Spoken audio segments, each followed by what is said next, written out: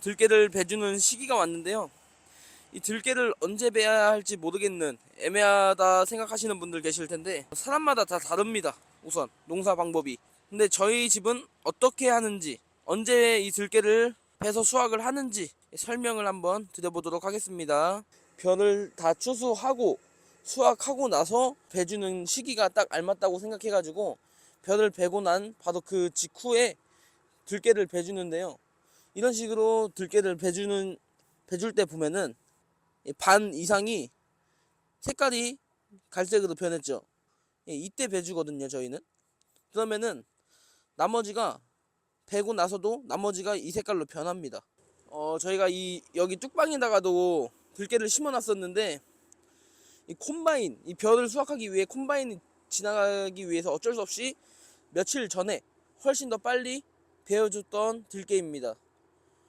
그런데도 색깔이 훨씬 더 빨리 베었으면은 이런 색깔보다 초록 색깔이 더 많았을 텐데 지금 보면은 색깔이 다 이런 식으로 나머지 색깔이 안 채워졌어도 미리 베셔도 말릴 때 색깔이 변합니다. 그래가지고 매년 들깨 농사를 지을 때 벼 추수하고 베줄 때쯤 되면은 딱 요만큼 채워지는데 베고 나면은 다 말라서 지금 시간이 오전 7시? 7시입니다. 7시여서 보면은 들깨 이슬이 그대로 있거든요. 이 이슬을 머금고 있을 때 들깨를 베줘야 들깨를 벨 때 흔들리잖아요. 이렇게 가만히 못 베니까 이렇게 흔들릴 텐데 이 안에 다 들깨 씨가 있습니다. 그래서 이 들깨 씨들이 떨어지지 않을 때 벨라면은 좀 이른 아침에 이슬을 머금고 있을 때 베줘야 들깨가 덜 떨어집니다. 이렇게 이슬을 머금고 있을 때 베줘야. 경사지게 냅두면 안 돼요? 좀 뜯어지는 게 저쪽으로 돼 있잖아. 경사지면은 더 떨어지니까 웬만해서는 최대한 좀 위쪽을 보는 게 낫겠네요. 냅둘 때. 약간 나중에 쓰고 있으니까 이게 쓰고면은 점점 이렇게 돼.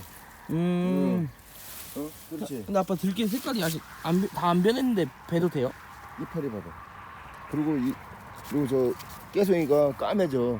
까매지기 시작할 때 그냥 베도. 까매지기 시작하면 바로 펴야 되는 거. 그럼 베면은 말리면서 익어요? 말리면서? 예. 이렇게 하면 말려.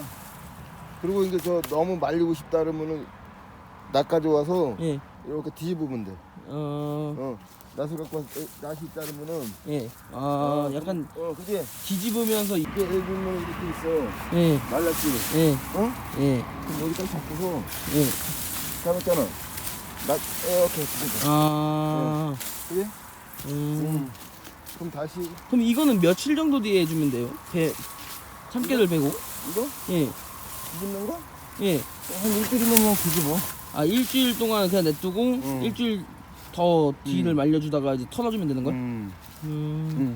그리고 이파리가 초록색에서 노란색으로 바뀌었잖아. 그래. 그럼 이때도 그냥 수확 시기다 생각하면 된다고요? 솔직히 이게 깨송이가 까매지잖아. 그럼 얼른 베야 되는 거야. 깨가 어디 들었어? 여기 안에 그렇지. 하나하나씩 있겠죠? 그러니까 거기 해야지. 이 정도면 이번 년 들깨 농사 근데 옆으로 좀 많이 작년 거보다 더 잘 된 것 같은데. 잘 됐어. 맞죠? 올해 저 콩이랑 들깨랑 다 잘 된대? 들깨랑 잘 됐어. 그래요? 농사가 잘 되면은 아무래도 값이 떨어지든지 그러겠지. 우리만 잘 되는 게 아니니까. 좀 이렇게 낮춰야 되는데 예. 깨면 저가 베면서 이 밑에 쪽에 냅뒀는데 이렇게 하면 안 되고 최대한 이 봉우리 이 봉우리라고 해야 되나? 이 깨봉우리가 좀 안 떨어지게 하늘 쪽을 이렇게 향하게끔 냅둬주면은 더 좋다고 하십니다. 이런 식으로.